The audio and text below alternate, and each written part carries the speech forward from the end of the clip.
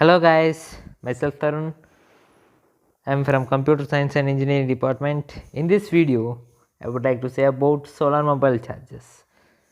Solar mobile chargers use solar panels to charge cell phone batteries. They can be used when no electricity is supplied, either mains or for example a vehicle battery, and are sometimes suggested as two-way charge phones without consuming main electricity, unlike electrical chargers. In this video, we have contents like introduction, objectives, methods and procedures, working, result and discussion, and finally conclusion. Introduction.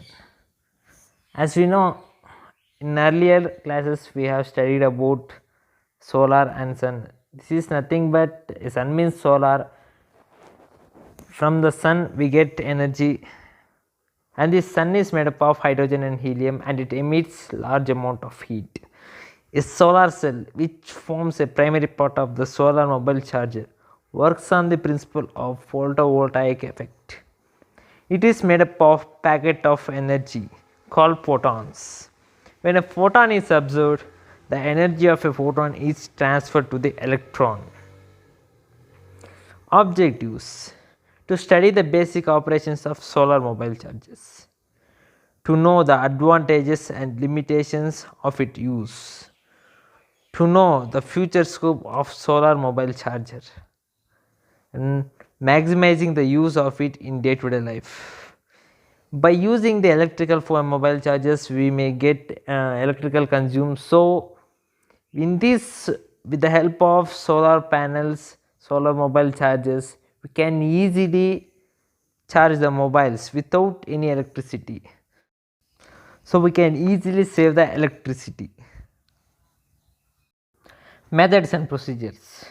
The hardware components needed for making a solar mobile charger are: number 1, we need a solar panel, and 2, voltage regulator, and 3, switch, resistors, and output jack. This is how the solar charger works. In this pic, we can see clearly how the solar mobile charger works with the help of sunlight. Working: photons attacking the solar cell are absorbed by any semiconducting material such as silicon. The energy of the absorbed photon is transferred to the electron. This energy knocks off the electrons from the atoms. It flows unidirectional to the material, which provides electrical energy. An array of solar cells convert solar energy into usable electrical energy. This is the circuit diagram for solar mobile charger. Circuit: the electrons thus convert solar energy to electrical energy. The output from the solar panel is now sent to the voltage regulator IC 7805. The voltage regulators ensures that the final output voltage doesn't need 5 volts. As we learned earlier classes in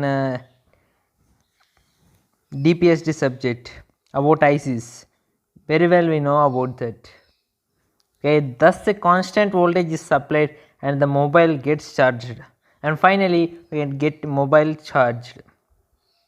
Result and discussion. Finally, it can be used in various applications and has a lot of features. Relatively small size and can be used anywhere.